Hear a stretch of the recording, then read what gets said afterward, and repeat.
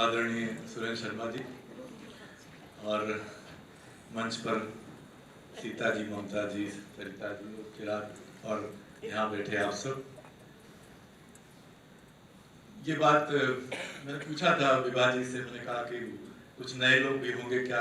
उन्होंने कहा बहुत सारे नए लोग होंगे, इसलिए बताना ज़रूरी है कि मेरी जो मुख्य डायरी है वो C. द्वारा दी गई है, जब ये ऑफिस पूसा रोड में हुआ था। और ये बात मैंने कही थी इसी कवि सम्मेलन में पिछले दिनों जब कभी कही थी, तो मुझे आप लोगों ने दूसरी डायरी दी थी और वो भी भर चुकी है।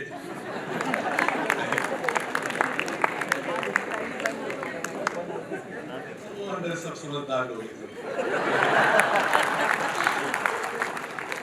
और अगर कभी धोखे से भी मैं शॉल वाल लिया तो रोज का काम यही सब है, तो कई बार डांट पड़ जाती, कहीं दे आते, कुछ कर जाते।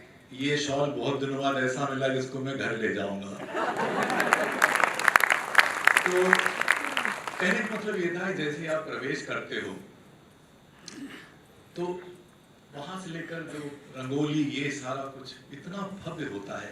कवि सम्मेलन हमारा रोज का काम है। यहाँ रहे तो भी, अमेरिका में थे तो भी, वहां भी कहीं ना कहीं इधर उधर 10-12 जगह हो ही गया कवि सम्मेलन। कवि सम्मेलन रोज होते हैं, लेकिन 2-3 कवि सम्मेलन है जिनके लिए हमें लगता है कि हम वहाँ जाने की खुद इच्छा होती है। सबसे पहले तो वर्ष की जो शुरुआत होती है, कोई 3 जनवरी के इर्द गिर्द होता है, भाई साहब भी जाते हैं, हमारे स्टूडेंट जी भी जाते हैं उसमें। और वो कन्फेडरेशन ऑफ द ब्लाइंड का, जिसमें बिजुली चैलेंज सारे होते हैं, तो इतना प्यार से सुनते हैं, वो सबसे पहला होता है। तो एक तो वो है, और 1-2 और हैं, और बाकी ये C. का कवि सम्मेलन है, जहाँ वाकई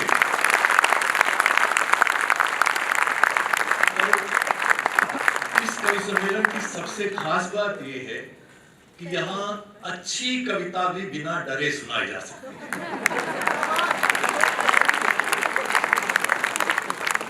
क्योंकि देखिए बात यह, सुरेंद्र जी तो मेरे से बहुत सीनियर है, ये इस बात के साक्षी देंगे। मैंने शुरुआत की थी 1974 से शुरुआत की थी, और पहला बड़ा कवि सम्मेलन घनघोर इमरजेंसी के दौरान शीला दीक्षित जी की ससुराल, जो भारत के होम मिनिस्टर थे, उनके सम्मान में कवि सम्मेलन, विराट कवि सम्मेलन था।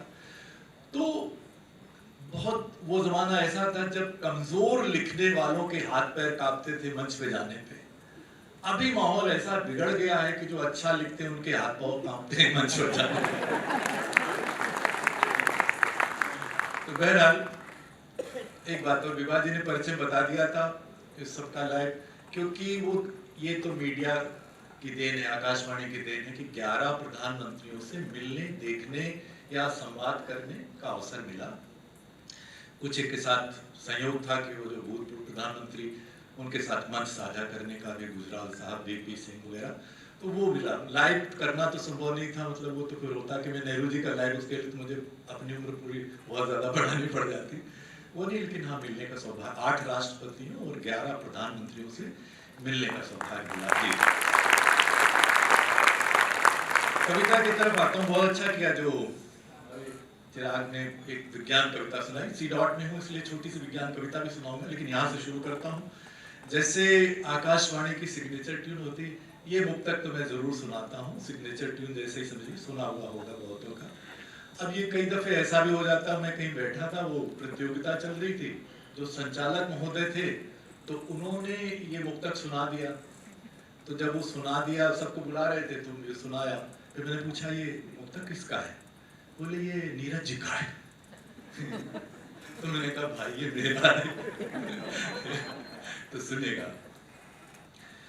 दर्द खुद झेल के खुशियों की फसल देते हैं, दर्द खुद झेल के खुशियों की फसल देते हैं, जिनमें खतरे हो उन्हीं राहों पे चल देते हैं, जिनमें खतरे हो उन्हीं राहों पे चल देते हैं, और जिनकी सोचों में है औरों की भलाई हर पल, जिनकी सोचों में है औरों की भलाई हर पल, ऐसे कुछ लोग ही दुनिया को बदल देते।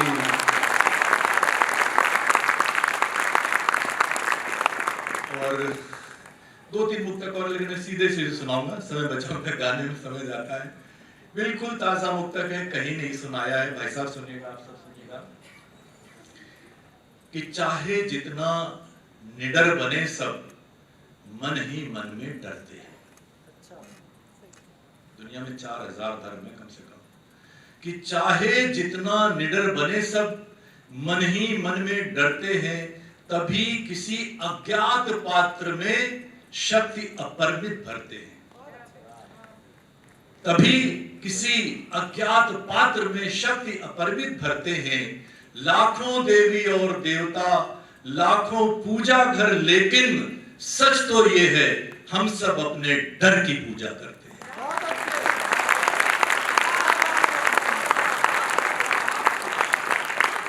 और बहुत शुक्रिया, बहुत आभार।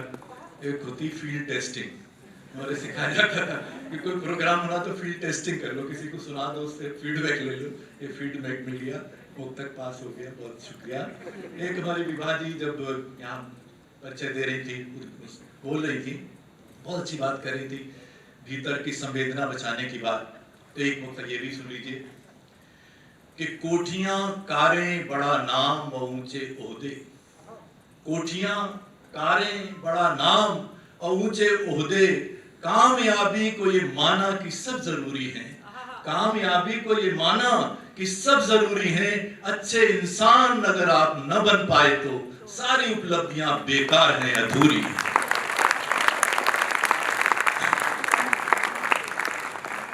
एक मुक्तक देखिए, अभी वो 3 महीने 14 दिन बता रहे थे तेरा, और सुरेंद्र भाई साहब हमसे पूछ रहे थे, उस वाली से भी तो पूछ लो, उनसे भी तो पूछो।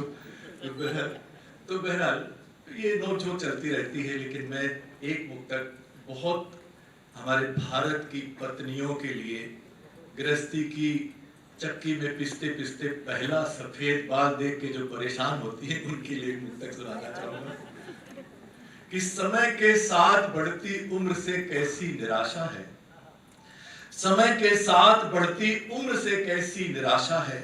बढ़ा है और बढ़ेगा प्यार हर दिन, बस ये आशा है। बढ़ा है और बढ़ेगा प्यार हर दिन, बस ये आशा है। लिखी बरसों जो तुमने एक एक दिन की तपस्या से, लिखी बरसों जो तुमने एक एक दिन की तपस्या से, ये बालों की सफेदी उस इबारत की ही भाषा है। तो ये मेरा तो मुक्तक बहुत सारे हैं, मेरे साथ समस्या यही होती है, मैं करीब करीब एक, वो भी मेरा एक मिशन है कि बहुत सारी विधाएं हमारी खत्म हो रही हैं, उनको बचाया जाए, नई पीढ़ी तक लाया जाए। तो 30 से ज्यादा विधाओं में मैं लिखता हूँ। संकट यही होता है, क्या सुनाए, क्या छोड़े, क्या करे। तो बहरहाल 2-3 ममता जी बहुत अच्छे दोहे सुनाए, 2-3 दोहे मैं भी सुनाना चाहूंगा, अलग अलग रंग के। जी,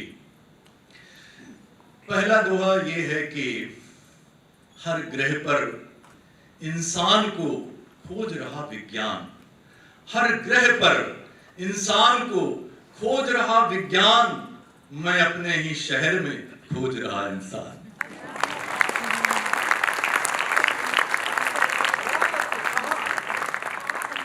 कि हर ग्रह पर इंसान को खोज रहा विज्ञान, मैं अपने ही शहर में खोज रहा इंसान।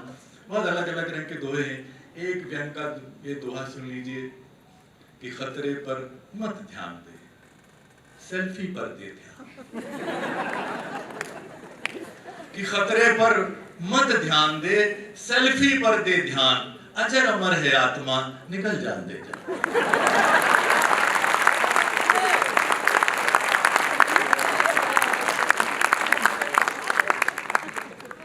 और इंटरनेट से वो करे दुनिया भर में बात, इंटरनेट से वो करे दुनिया भर में बात, रहता कौन पड़ोस में उसे नहीं है क्या। और जी बहुत शुक्रिया। एक मैंने कहा अलग अलग रंग के, तो एक दो यही सुनिए। हमारे देश में महिलाओं का, लड़कियों का पहनावा बड़ी गंभीर राष्ट्रीय समस्या है। दोहा सुनिएगा कि तू अपनी गंदी नजर मोड़ सके तो मोड़, कि तू अपनी गंदी नजर मोड़ सके तो मोड़, और लड़की क्या पहने इसे लड़की पर ही छोड़।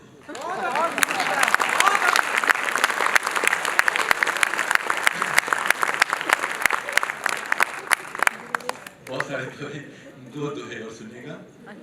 एक दोहा ये है, देखिए माँ बाप की तपस्या को कई बार बच्चे एक जुमले में, एक पंक्ति में सब बराबर कर देते, लेकिन दोहा सुनिएगा कि देखूं जब जब डिग्रियां दिखते हैं हर बार। जो गांव से आते हैं बच्चे, बड़े स्ट्रगल से पढ़ाया जाता है कि देखूं जब जब डिग्रियां दिखते हैं हर बार, अम्मा के गिरवी रखे पायल कंगन हार। और आखिरी दो दोहे सुनिएगा, एक हमारी अपनी बिरादरी के लिए। कविता और कला बाजार में हो बहुत खुशी की बात है, एक पेंटिंग करोड़ों में बिकती, बहुत अच्छा लगता है, लेकिन बाजारू हो जाए तो वो कष्टदायक है। दोहा सुनिएगा कि फन के सौदे खूब कर लेकिन रख एहसास, कि फन के सौदे खूब कर लेकिन रख एहसास, अलग तकाजे पेट के अलग रूह की प्यास। और अंतिम दोहों के क्रम का अंतिम दोहा ये है, हमें कितनी ताकत भरी हमारे भीतर हम नहीं महसूस कर पाते। दोहा सुनेगा कि मूरत भी उस वक्त ही बन पाती भगवान, कि मूरत भी उस वक्त ही बन पाती भगवान, प्राण प्रतिष्ठा जब करें उसमें कुछ इंसान, प्राण प्रतिष्ठा जब करें उसमें कुछ इंसान। और एक मैंने कहा था छोटी सी विज्ञान कविता सुन लीजिएगा, सी डॉट में है, और ये बहुत हल्की फुल्की कविता है। सुनिएगा कि उनका प्यार 3 बरस तक रेस्तराओं में इतराया, कि उनका प्यार 3 बरस तक रेस्तराओं में इतराया, सिनेमा घरों में ठिलाया, पर्यटन स्थलों में महका, पर्यटन स्थलों में महका, हजारों व्हाट्सएप संदेशों में चहका। 3 बरस के सघन प्रेम की परिणति जब विवाह के रूप में हुई तो 3 महीने बाद दोनों जा पहुंचे अदालत, कि 3 महीने में ही दोनों जा पहुंचे अदालत, और अब वे दोनों एक दूसरे के कड़वे कसैले आरोपों की मार सहते हैं। सघन प्रेम के इस विलोपन को विज्ञान की भाषा में वाष्पीकरण अर्थात इवेपोरेशन कहते हैं।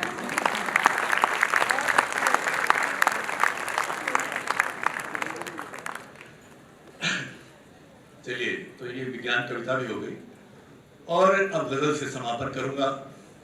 कुछ एक शेर सुन लीजिए। वहां पहला शेर ये है, उम्र घट जाती है पल भर में मेरी बरसों बरस, उम्र घट जाती है पल भर में मेरी बरसों बरस, माँ का एक फोन मुझे बच्चा बना देता है।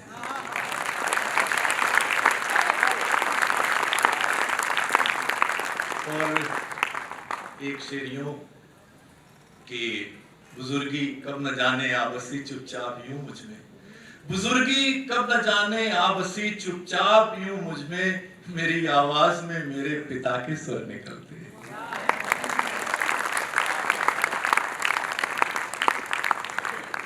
और एक गजल तरन्नुम से सुना के मैं विराम दूंगा कविता पाठ को। उसके पहले 2-3 शेर, बिल्कुल ताजा गजल है। अब होता यही है कि हर कवि के पास सैकड़ों रचनाएं होती हैं, लेकिन फिर भी कुछ ऐसी होती बार बार वो सुनाना चाहता है, होता ही है ऐसा। लेकिन भी बिल्कुल ताजा गजल के कुछ शेर सुन लीजिए सीधे सीधे, और तरन्नुम से कुछ 2-3 शेर सुना के मैं विराम दूंगा कविता पाठ। इसका मतलब ये है, जो सच की राह दिखलाकर जमाने को जगाते हैं, कि जो सच की राह दिखलाकर जमाने को जगाते हैं, उन्हें हम मौत देकर उनकी फिर मूरत बनाते हैं। कि जो सच की राह दिखलाकर जमाने को जगाते हैं, उन्हें हम मौत देकर उनकी फिर मूरत बनाते हैं। और एक मतलब ये भी कि अगर हम हादसों की चोट खाकर टूट जाते हैं, अगर हम हादसों की चोट खाकर टूट जाते हैं, तो फिर नासूर खुद अपने ही जख्मों को बनाते हैं, तो फिर नासूर खुद अपने ही जख्मों को बनाते हैं। और शेर ये सुनिएगा, इन बादलों को आप पहचान जाएंगे कि गरज कर शोर तो बेहद मचाते हैं ये कुछ बादल, कि गरज कर शोर तो बेहद मचाते हैं कुछ बादल, मगर दो चार बूंदे भी बमुश्किल ही गिराते हैं। और शेर सुनिएगा कि यहाँ की हर अदालत से बड़ी भी एक अदालत है, यहाँ की हर अदालत से बड़ी भी एक अदालत है, वहां वो भी नहीं बचते यहाँ जो छूट जाते हैं। और शेर सुनेगा कि धुआं कालिक ही मिलता है कहीं नजदीकी रिश्तों में, कि धुआं कालिक ही मिलता है कहीं नजदीकी रिश्तों में, और कहीं रिश्तों के बिन रिश्ते बड़ी खुशियां लुटाते हैं, कि कहीं रिश्तों के बिन रिश्ते बड़ी खुशियां लुटाते हैं। और कोई भी दौर हो होते हैं जांबाज कुछ ऐसे, कोई भी दौर हो होते हैं कुछ जांबाज भी ऐसे, जो जां पर खेल कर जालिम को आईना दिखाते हैं। और आखिरी शेर फिर विज्ञान में, तो फिजिक्स वाला हूं, वो कहीं ना कहीं विज्ञान आ ही जाता मेरी कविता में। और ये शेर अमेरिका से लेके आया कि सच्चाई ये है, पल भर को कभी सूरज नहीं डूबा। सच्चाई ये है, पल भर को कभी सूरज नहीं डूबा, करोड़ों लोग ही हर दिन इसे डूबा बताते हैं, करोड़ों लोग ही हर दिन इसे डूबा बताते हैं।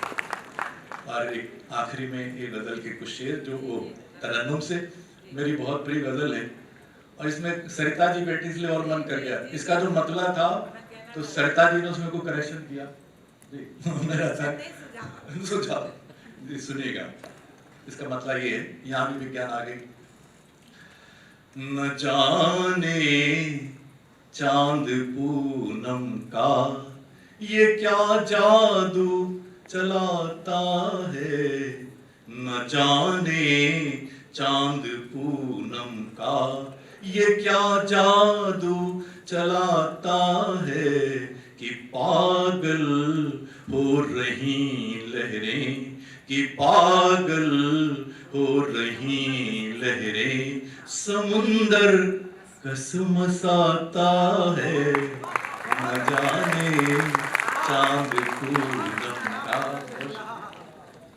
मतलब एक मतलब और भी सुनेगा कि हमारी हर कहानी में, हमारी हर कहानी में तुम्हारा नाम आता है, हमारी हर कहानी में तुम्हारा नाम आता है, किसी को कैसे समझाएं, किसी को कैसे समझाएं कि तुमसे कैसा नाता है, हमारी हर कहानी में। बहुत शुक्रिया। और शेर सुनिएगा, देखिए एक साइकोलॉजी मनोविज्ञान का शेर है, लिखा तूने जो मेरा नाम चुपके से हथेली पर, लिखा जी, लिखा तूने जो मेरा नाम चुपके से हथेली पर, तो फिर अब एक ही पल में तू लिख कर क्यों मिटाता है।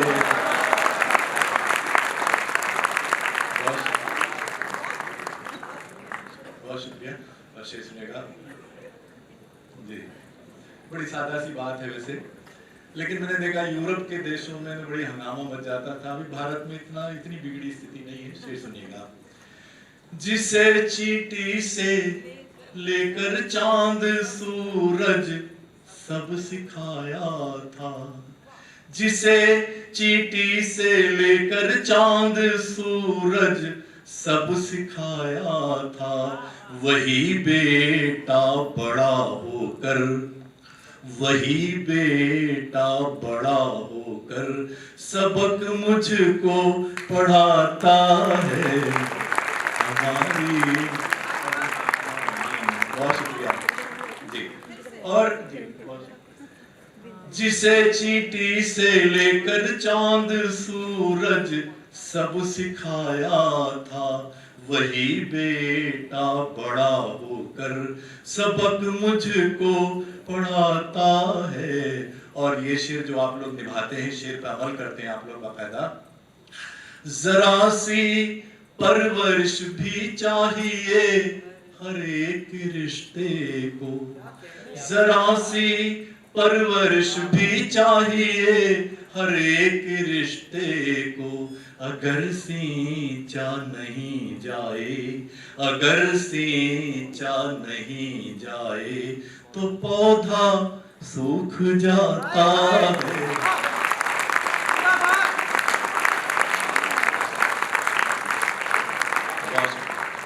अब देखिए, गजल जो है जब हिंदी में आई तो बिल्कुल बदल गई, उसका चेहरा बदल गया, उसका चरित्र बदल गया, और हिंदी के साथ साथ उर्दू गजल का चेहरा बदल गया।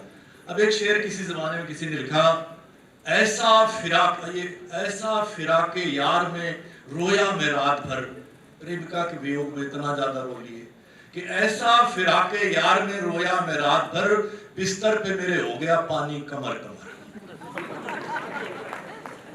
बहुत सारे लोग हंस रहे हैं, ये सीरियस पोएट्री थी उस जमाने में। आप शेर सुनिएगा गजल कैसे बदल गई। ये जो ढाबे का छोटू है फकत है नाम का छोटू, ये जो ढाबे का छोटू है फकत है नाम का छोटू। कई बरसों से घर भर का, कई बरसों से घर भर का यही खर्चा चलाता है।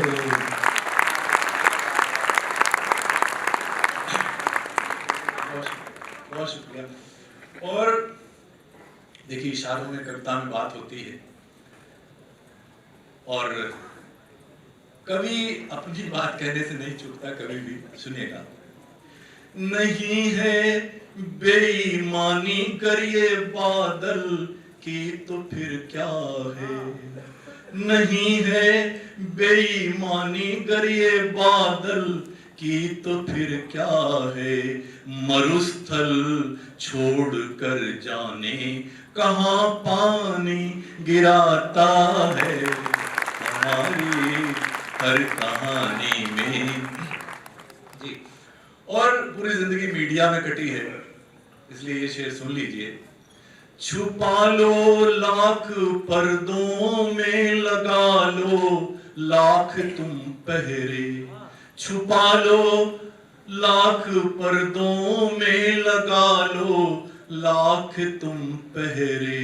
सच्चाई ऐसा कीड़ा है जो बाहर रेंग जाता है, हमारी हर कहानी में।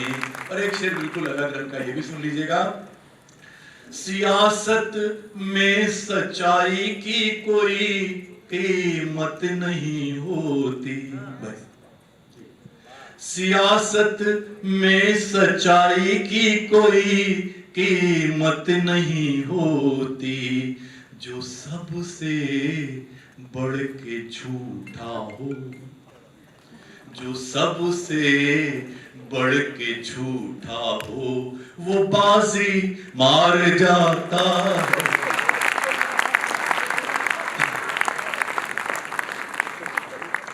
सियासत में सच्चाई की कोई कीमत नहीं होती, जो सबसे बढ़ के झूठा हो वो बाजी मार जाता है।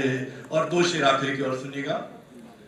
खुदा का खेल ये अब तक नहीं समझे कि वो हमको, खुदा का खेल ये अब तक नहीं समझे कि वो हमको बनाकर क्यों मिटाता है, बनाकर क्यों मिटाता है, मिटाकर क्यों बनाता है हमारी हर कहानी में। और गजल का आखिरी शेर और कविता पाठ का आखिरी शेर सुनेगा।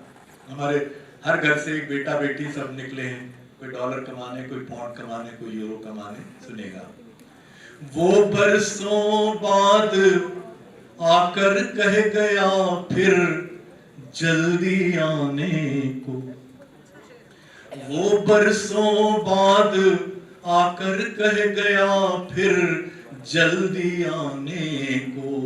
पता माँ बाप को भी है, पता माँ बाप को भी है, वो कितनी जल्दी आता है।